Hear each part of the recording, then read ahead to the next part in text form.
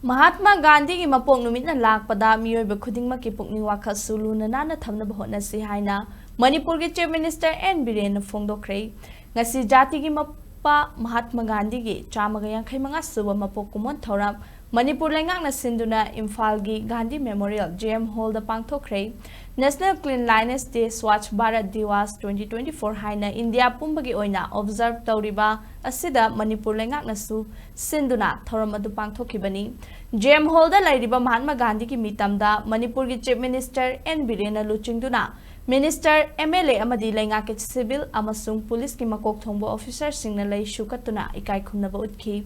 Thoranga mari lainana Chief Minister N Biren na phongdokhibada Mahatma Gandhi na pamjaramba non-violence amadi cleanliness haiba wakhalon mang thana mai pak na bahotnaba tangai fade haikhi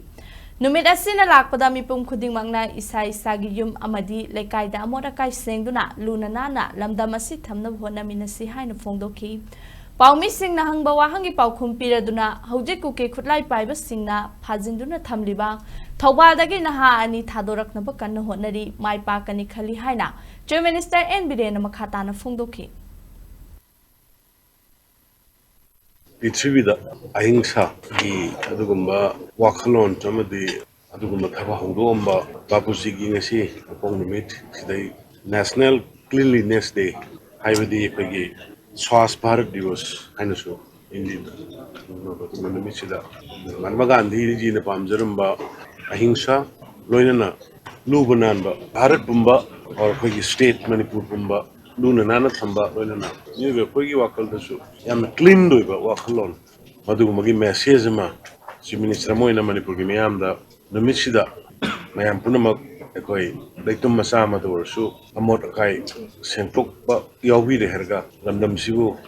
Luna Nana Tamana Minasi, Loina Nakoi, a hinsada, Tazasi, and violence of the issues that will be politically or even I Sanaraga, Roshinaba Honaba, violence Hondaba, Yamaru in a quiggy, Aigi, Wakal the Yamna, Laivak Siki the Mukta, State Chiki the Miyagi the Mukta,